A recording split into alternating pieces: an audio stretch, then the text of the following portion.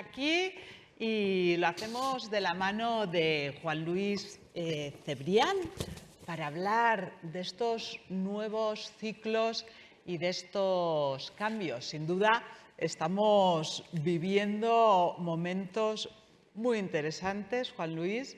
Rebecca Greenspan, que fue secretaria general iberoamericana, nos decía que de verdad, el nuevo siglo no empezó cuando cambiamos al año 2000-2001, sino que empieza ahora, ¿no? Donde estamos viviendo cómo se van a reordenar los bloques, cómo los equilibrios de poder, qué va a pasar en la energía, etcétera.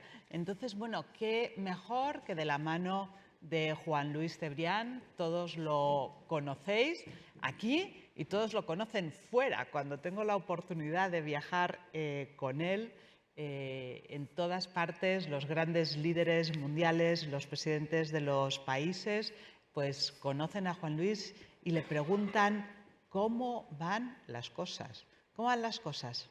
Pues las cosas van bastante, razonablemente mal, yo diría, ¿no? Estamos en mitad de una guerra que yo espero que no sea una guerra mundial, aunque ya es una guerra mundial en la economía y en las relaciones internacionales, ¿no?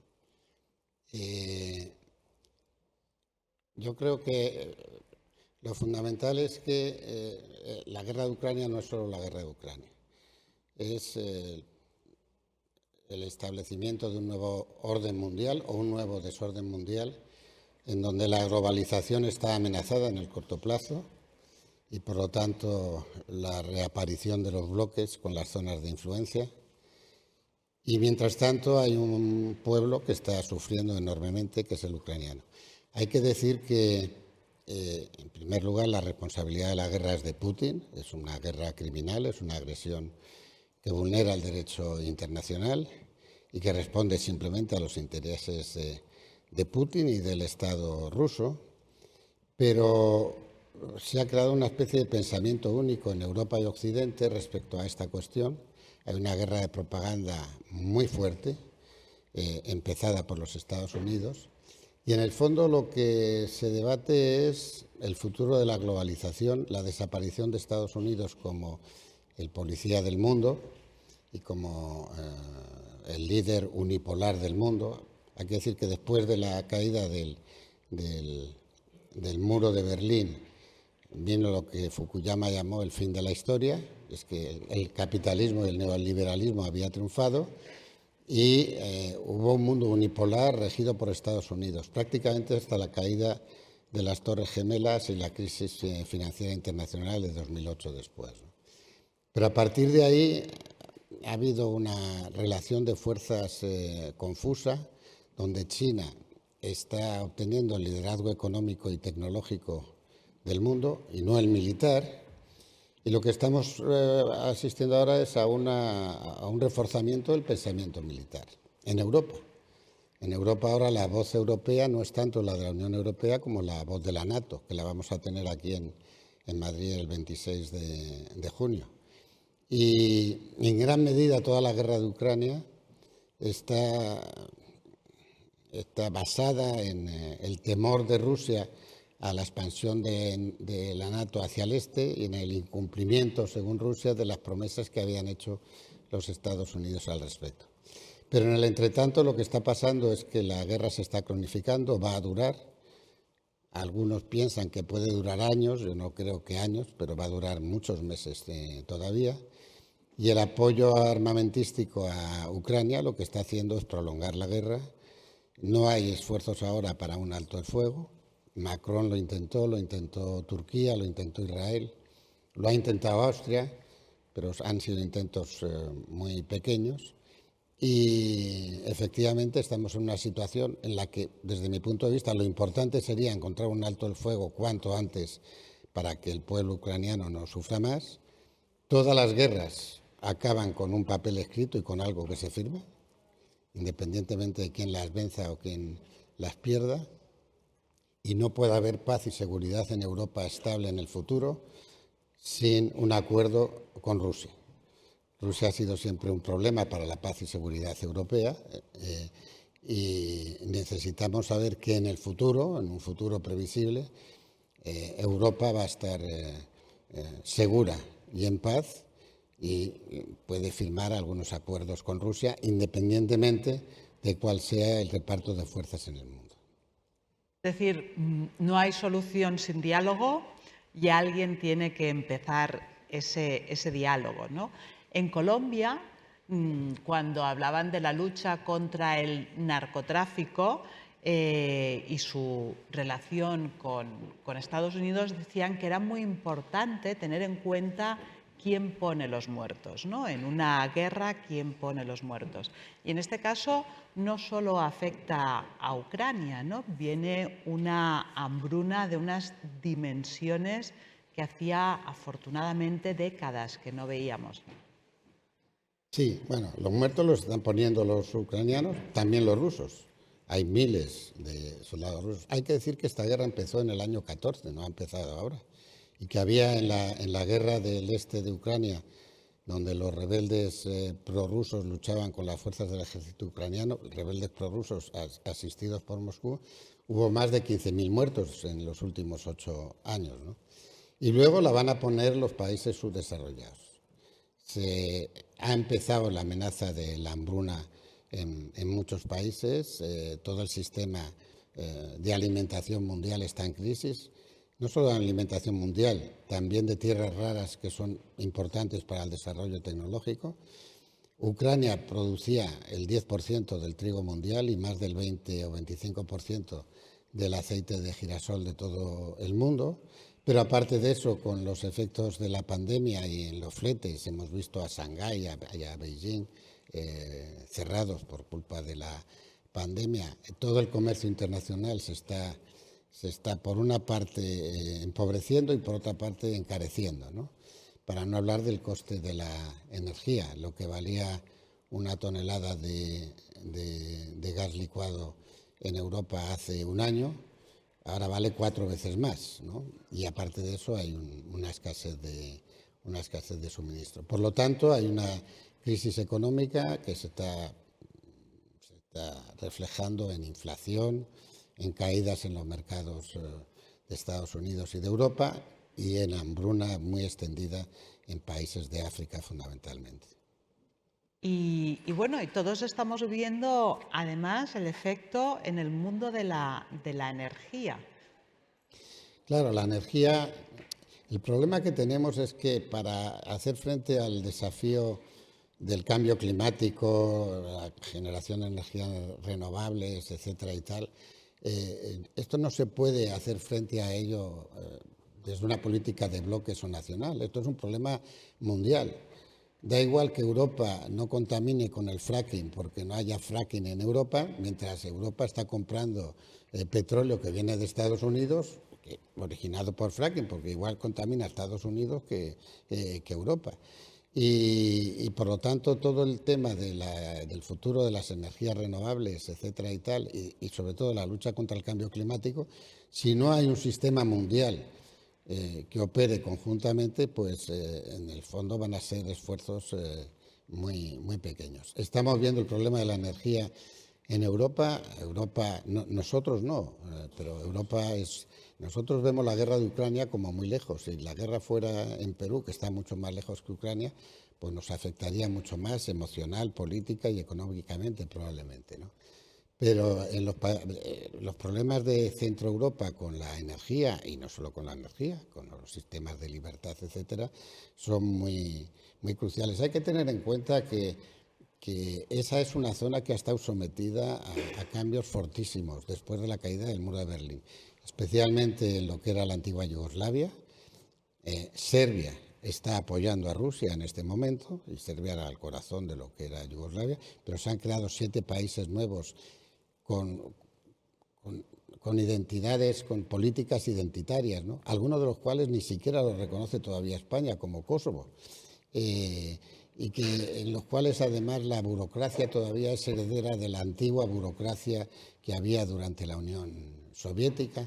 Tenemos la Hungría de Orbán, que está contra ayer, junto con Turquía, pararon el proceso de integración de Suecia y Finlandia en la NATO. Ayer mismo Italia, la empresa Eni, que está participada y gobernada por el Estado italiano, aclaró que está dispuesta a pagar en rublos el gas que importa de Rusia. Esto va en contra de las decisiones de la Unión Europea, es decir, y tendría que ser sancionada Italia por la Unión Europea.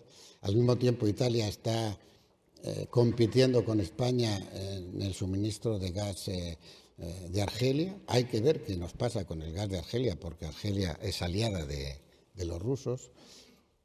La gente no entiende en el tema económico que de los 190 países de las Naciones Unidas, solo 45 están aplicando sanciones. Y de los 45 en realidad son Estados Unidos, Canadá, la Unión Europea, Australia, Japón, Corea del Sur y luego algunos pequeños, y Europa, toda la Europa de la NATO, ¿no? Y luego algunos pequeños países como San Marino, Montenegro, etcétera y tal, ¿no? Pero hay otros 40 países que apoyan activamente a Rusia. Y el resto pues tratan de no manifestarse, pero ningún país de América Latina, ninguno, y ningún país de África están aplicando sanciones contra Rusia. Lo que pone de relieve que el nuevo orden internacional va a estar sometido a cuestiones difusas, por lo menos, ¿no? Y ahora va a haber la cumbre de las Américas en Los Ángeles. Y los dos países más grandes de América Latina, sus presidentes se han puesto en duda que ellos asistan, México y Brasil. En México hay un presidente autoritario de izquierdas y en Brasil hay un presidente autoritario de extrema derecha. Y ambos, de alguna manera, aunque han condenado la invasión de Rusia, ambos han manifestado gestos o actos de acercamiento hacia Putin, especialmente Bolsonaro, que le visitó hace poco y que le pidió ayuda, al parecer, incluso en los procesos electorales, etcétera. Bueno, después volveremos a Latinoamérica. Tenemos la suerte de Juan Luis Cebrián, que cuando yo tenía 18 años era mi jefe, pero obviamente él no lo sabía porque estaba en las alturas del diario El País. Por cierto, todavía ese manual de estilo, ¿no?, de cómo tenían cómo había que hacer para luchar, para contar bien la realidad, yo creo que nos marcó a muchísimos y marcó el cómo hacer periodismo. Decía que él sabe bien, porque está en nuestro consejo asesor, que Atrevia está en 12 países de Latinoamérica, por lo tanto nos interesa hablar de Latinoamérica. Pero antes has ido mencionando a lo largo de tus intervenciones aspectos como la comunicación, cómo se ven las cosas, y eso lo vincularía como con la pregunta, ¿no?, de tu objetivo fundacional cuando creaste El País, que es contar la realidad de la manera más transparente posible. ¿Se está contando esa realidad hoy? ¿Estamos poniendo el acento en lo que es importante? Ayer hablábamos de las fake news, pero quizás no es tanto el tema de fake news, sino ¿se pone el foco en los aspectos clave o vivimos de alguna manera mediatizados por la propaganda? Bueno, el mundo digamos que la gran transformación del mundo, que ahora está sometido a la guerra de Ucrania y tal, es una transformación científica, tecnológica, ¿no? Y que la llegada de las nuevas tecnologías de la información es equivalente a la invención de la imprenta, en lo que son los efectos geopolíticos, sociales, culturales, científicos, etc. La invención de la imprenta fue un gran avance para la humanidad porque permitió, entre otras cosas, la interpretación libre de la Biblia. Como permitió la interpretación libre de la Biblia, ya los monjes no tenían que interpretarla y no establecían lo que era la verdad para las comunidades y la opinión. Hubo una crisis inmobiliaria de monasterios muy importante, ya no se creaban monasterios y se cerraban muchos. Pero al llegar las Biblias a las familias y a manos individuales, se generaron las guerras de religión que causaron cientos de miles de víctimas durante más de 2 siglos, ¿no? Y más de 2 siglos tardó la humanidad en reorganizarse en torno a esa invención tecnológica y tan importante y tan progresiva para la cultura y el avance científico y del conocimiento, hasta que llegó la Ilustración, ¿no? Bueno, Internet tiene un efecto similar, pero mucho más rápido y mucho más profundo y mucho más global todavía, incluso que la invención de la imprenta. Y estamos en un mundo de confusión generado precisamente por un invento que es muy provechoso para la humanidad, y ahí a la vista están los resultados, porque ha generado un gran descontrol y una gran confusión, especialmente en lo que es la circulación del conocimiento. Todo el conocimiento, todo que existe en el mundo está en la red, pero también están todas las mentiras y toda la confusión y toda la ideología partidaria, etcétera y tal, ¿no? Esto va a durar, es decir, tardamos más de 2 siglos en llegar a la Ilustración y tratar de poner un poco orden en el mundo del conocimiento y la cultura después de la invención de la imprenta. No vamos a tardar 2 siglos, pero Internet apenas tiene 25 años de vida, y algunos inventos posteriores a Internet, como Twitter, no más de 15 años de vida, o como los teléfonos llamados inteligentes, etcétera y tal. Por lo tanto, esa confusión va a continuar, y la formación de la opinión pública, que es básica para que funcione una democracia representativa, pues está muy, muy contaminada. Además, digamos, los defectos de la red, en vez de aprender de los sistemas más o menos ya establecidos o fiables que los medios de comunicación tradicional habían establecido, lo que ha hecho ha sido contaminar a los medios de comunicación tradicionales, ¿no? Incluida la prensa, pero también la radio, la televisión, etcétera. Por lo tanto, hay una gran confusión en la formación de la opinión pública, y ahora lo que priva no es el conocimiento de los hechos, sino el relato de los hechos. Y lo hemos visto en la guerra de Ucrania.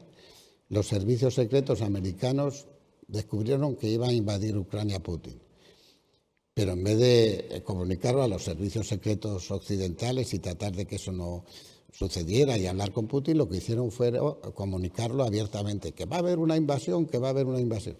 Es decir, que contribuyeron al relato. No hablemos de Zelensky, ¿no?, que efectivamente toda su reacción, Zelensky se ha convertido en el triunfador del relato de la guerra de Ucrania. Pero Putin es el triunfador en Rusia. En Rusia la gente no piensa que esté sucediendo en Ucrania lo que nosotros estamos viendo que está sucediendo. Y es más, familias ucranianas y rusas hay muchísimas. Y los padres, los abuelos, los hermanos o los hijos que viven en Rusia, de los ucranianos que están siendo masacrados en Ucrania, no creen lo que les cuentan sus familiares en el teléfono, porque creen lo que les cuenta Putin a través de la televisión rusa, ¿no? Quiere decir, estamos sometidos a una enorme confusión informativa. Hay muchísimo dinero, tanto de los gobiernos como de las empresas, dedicados a crear el relato, a confundir a la opinión pública, no solo a hacer propaganda, sino también a generar confusión. Los algoritmos de Facebook o de otras redes sociales están hechos para generar mayor tráfico, y la manera de generar mayor tráfico es polarizar la opinión, y así se han creado los algoritmos de Facebook, no para ayudar a unos o para ayudar a otros, sino para que se peleen y por lo tanto haya mayor tráfico, mayor beneficio económico para Facebook. Y eso es lo que hizo Rusia en las elecciones catalanas, en las elecciones americanas o en el Brexit. No intervino a favor o en contra del Brexit o a favor o en contra de la independencia de Cataluña, sino a favor y en contra, para generar mayor confusión y por lo tanto mayor inestabilidad. Y lo prometido, Latinoamérica, vienen cambios en Latinoamérica. Bueno, ha habido ya muchos cambios. El cambio fundamental, o los dos cambios fundamentales que probablemente vienen ahora, son las elecciones colombianas, que están al caer y donde lo más probable es que gane Petro. Petro estuvo en la guerrilla hace años, luego se incorporó a la vida política, fue alcalde de Bogotá. No fue un gran alcalde, pero respetó las instituciones, pero se enmarca en la corriente de gobiernos de izquierda que proceden del espíritu o de la actitud revolucionaria de hace de hace unos años. Y vienen elecciones en octubre en Brasil, donde lo más probable, y me atrevería a decir que lo más deseable, es que gane Lula. Lula es un hombre que representa a la izquierda, pero fue un hombre que respetó las instituciones, y no solo eso, sino que generó una política de inclusión de las clases más empobrecidas brasileñas, y fue un gran presidente de Brasil. Lo que pasa es que viene un Lula que ha sido injustamente tratado y encarcelado durante 2 años, y viene un Lula que tiene que albergar, espero que no sea así, pero tiene que albergar algún punto, no digo que de resentimiento, pero sí de acritud o de amargura después de lo que le ha sucedido. Y frente a él parece que está Bolsonaro, porque no hay una tercera opción, aunque algunos lo están tratando de organizar, que es, Bolsonaro no es simplemente un payaso, es un totalitario y además es un hombre que va mucho más allá de la extrema derecha en sus pronunciamientos, ¿no? Y creo que es un desastre para su país y desde luego para la democracia en su país y en América Latina. En conjunto, yo creo que el problema de América Latina en este momento, salvo en el caso de Uruguay y de Ecuador, prácticamente vamos a ver que va a estar gobernado por regímenes de algún signo de izquierdas, algunos totalmente totalitarios como Venezuela, Nicaragua o Cuba, otros más híbridos, por así decirlo. Es un problema de las instituciones. Estamos viendo, por ejemplo, como en Chile un presidente jovencísimo, el presidente más joven en toda la historia de Chile, que era además el organizador de las revueltas universitarias y que es un hombre indudablemente de izquierdas, pues está sin embargo respetando la institucionalidad democrática, ha hecho un gobierno, digamos, que reúne diversas sensibilidades políticas, y por el momento yo creo que podemos decir que él va a luchar por mantener la estabilidad democrática, pero tienen una asamblea constituyente que puede generar algunas confusiones, ¿no? Yo, si me lo permites, como sabéis, tengo la suerte de presidir el Consejo Empresarial Alianza por Iberoamérica, formado por 200 líderes, presidentes de grandes compañías iberoamericanas y, cómo no, donde también Juan Luis es un miembro activo de ese consejo, ¿no? Querría decir que, a pesar de las incertidumbres, es muy importante que España no pierda pie en Latinoamérica, porque al final, en ese mundo de bloques, que ya veremos cómo acaba en su configuración, para nosotros es muy importante seguir siendo un puente entre España y América Latina. Prueba de ello es que hace 15 días tuvimos la oportunidad de reunirnos con el presidente del Gobierno de España y 20 empresarios latinoamericanos que ya han invertido o quieren invertir en España, y solo esos 20 representaban una inversión de 4.200 millones en nuestro país, aparte de todos los intereses que tenemos en América Latina y, por supuesto, todas las oportunidades. Nos toca acabar y yo querría pedirte algo imposible, ¿no? Y es que nos digas cómo crees que va a ser la nueva configuración de este mundo. Yo creo que va a haber un periodo de tránsito. En primer lugar, hay que ver cuánto dura la guerra. La guerra se va a prolongar, salvo que efectivamente haya esfuerzos que yo no veo para que haya un alto el fuego, ¿no? Ni siquiera un acuerdo final, pero un alto el fuego que permita una mesa de negociaciones. Segundo, la globalización se va a emponzoñar o a detener durante un tiempo, pero es impensable que los problemas que tiene este mundo se puedan resolver sin instituciones multilaterales y globales, porque los problemas globales necesitan soluciones globales. Y por lo tanto vamos a pasar un periodo, espero que lo más corto posible, pero que va a durar algunos años, de reajuste, en el que es imposible pensar en la unipolaridad de los Estados Unidos. América Latina y África son continentes ahora absolutamente que andan de la mano de China. China es un gran actor que por el momento está callado, pero tiene un acuerdo estratégico con Rusia y con India en este momento. Y por lo tanto viene un tiempo de incertidumbre donde lo importante, por ejemplo, en América Latina hemos perdido mucha influencia cultural e incluso política, pero mantenemos una influencia empresarial. Y yo creo que el mundo empresarial, tanto en América Latina como en China, como en África, es importante para buscar y sostener la estabilidad. Y por último está Europa, que debería buscar una autonomía estratégica y no ser simplemente un aliado multilateral de los Estados Unidos. Bueno, un montón de retos encima de la mesa. Lo que está claro es que la política importa y que hoy asesorar a las compañías implica también poderles ayudar con informes de inteligencia a vislumbrar ese mundo que ya está aquí. Muchísimas gracias a Juan Luis Cebrián por acompañarnos. Muchas gracias.